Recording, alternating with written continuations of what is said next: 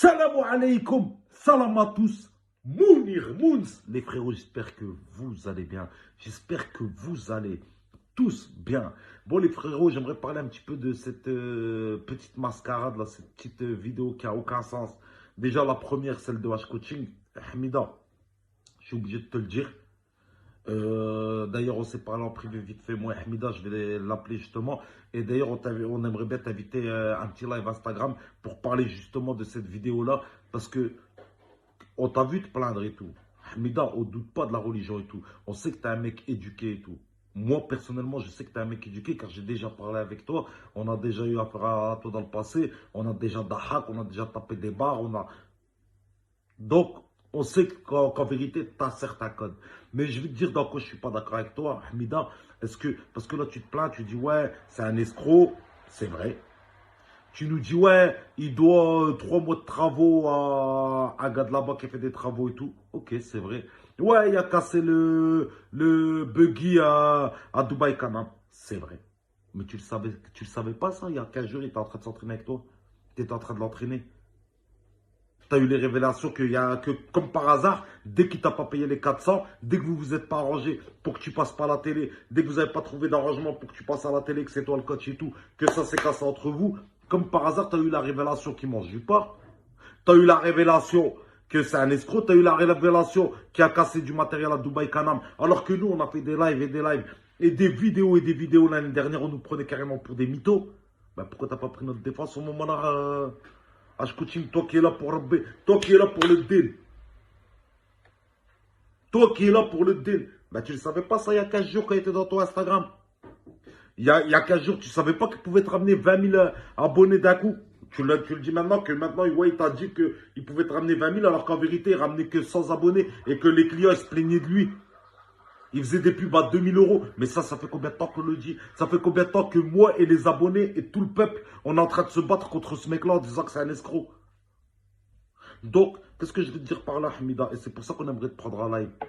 Mais c'est un peu bizarre que tu te plains que là maintenant, que tu as des problèmes, toi, d'argent avec lui, pour dénoncer tous les autres problèmes. Nous, on n'a pas entendu qu'il y a un problème avec nous pour dénoncer qu'il y a un problème avec ce mec-là. Ça veut dire que nous, on n'a pas entendu d'avoir d'intérêt par un khara et toi, tu as entendu un intérêt de lui. C'est pour ça qu'on t'a vu.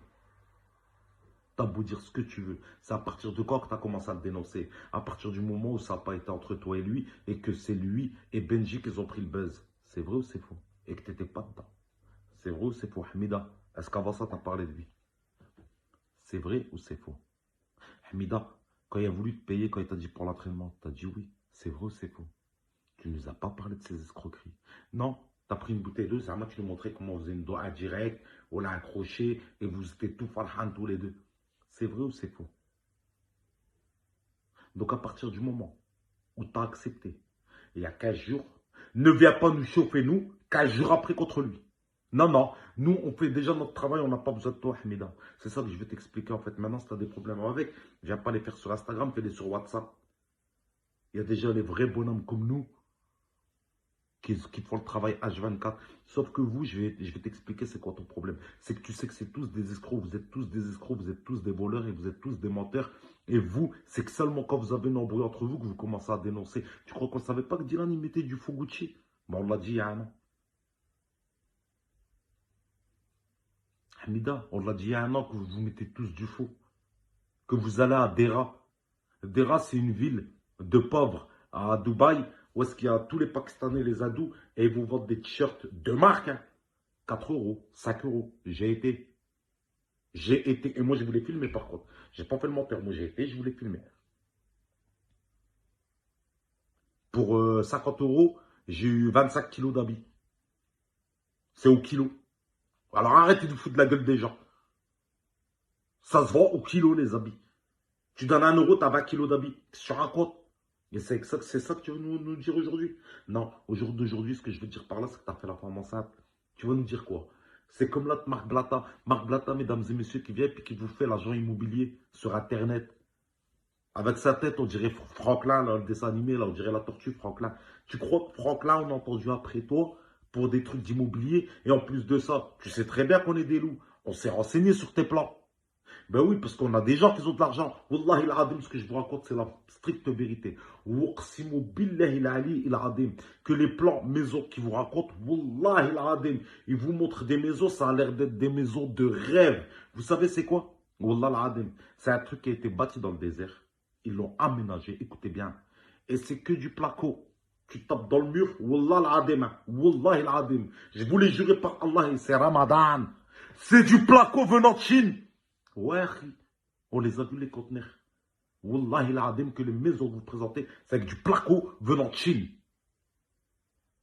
Et vous mettez une marque au canard, là, et ils vous disent que c'est un lago ou je sais pas quoi, c'est un beau truc d'eau. Et vous savez quoi? C'est de l'eau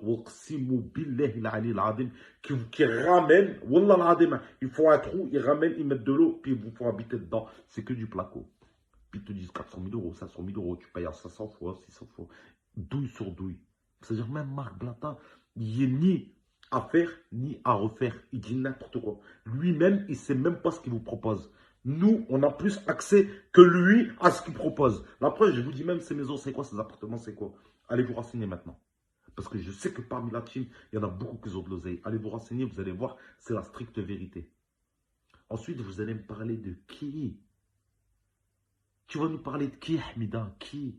Marc Blatta, on le sait. Walid Sachs, tu vas nous dire quoi? Ouais, c'était le pigeon à Joe, il faisait du trading et c'est du faux. On le sait, ça fait un an qu'on le dit. La preuve, quand le trading est arrêté, vous êtes tous embrouillés. Bizarrement, il n'y a plus personne qui traîne ensemble.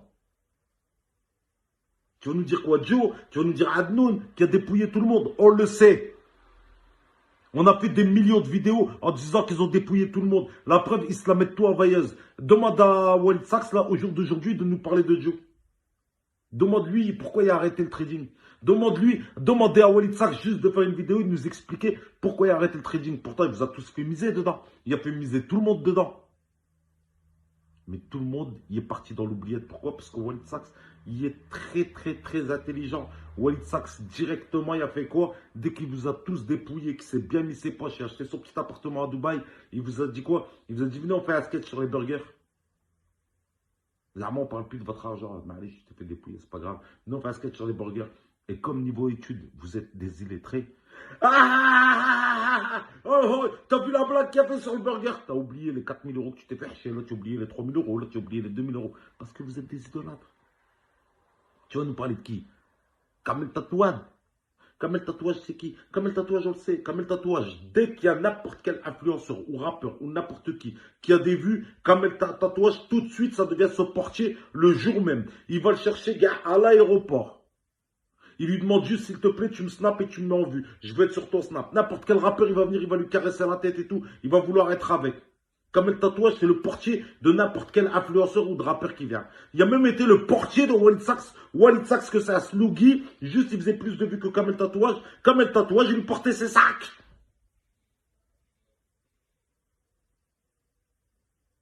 Tu vas nous parler de qui? On les connaît tous. Tu vas nous parler de Maëva Guénam.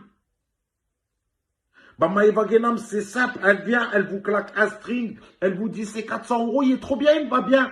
Vous êtes tous en train de bander sur elle. Elle vous claque après un soutif. Elle vous dit, ouais, non, c'est pas cher. Ah, franchement, celui-là, il y a 290 euros. Regardez ma poitrine. Qu'est-ce que t'en penses? Et puis le lendemain, elle va te dire, ouais, je vais apprendre à ma mère à faire la salade. Et le surlendemain, elle fait du zouk sur...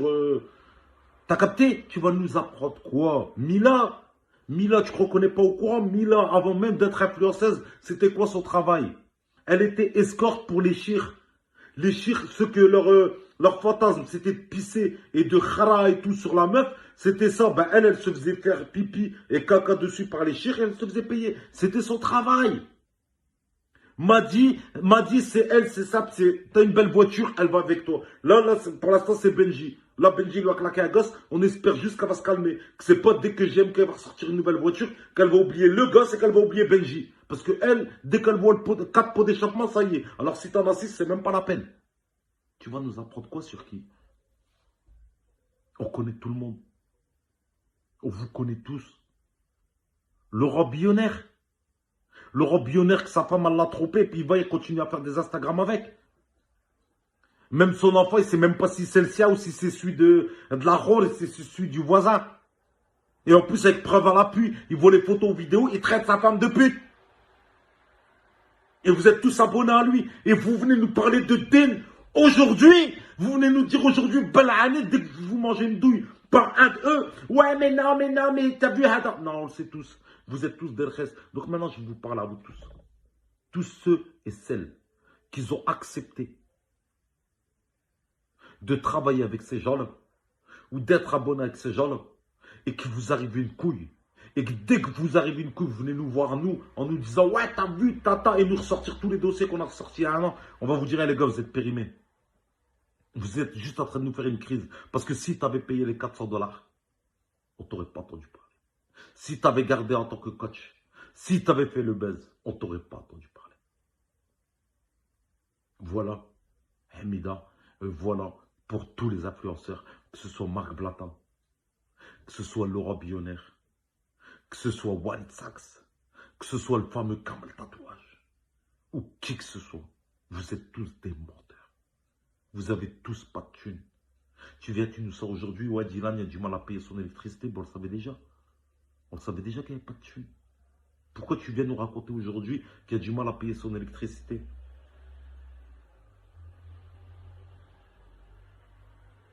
Toi-même, tu vis en bas de chez Kamel Tatouage au Paramount. Dans un studio. Là, tu cries pour 400 € sur Internet, tu t'en rends même pas compte. Pourquoi? C'est la date du loyer, il faut payer. Qu'est-ce qui se passe? Tu comprends notre réaction? Pourquoi maintenant tu parles? Pourquoi pas avant? Ben, vous êtes tous comme ça. Tu as fait le même système que Marc Blatta. Tu attends de te manger une claque par qui que ce soit pour venir puis dire, ouais, ben, c'est une billette, c'est ça, c'est ça, c'est ça, c'est ça. Non.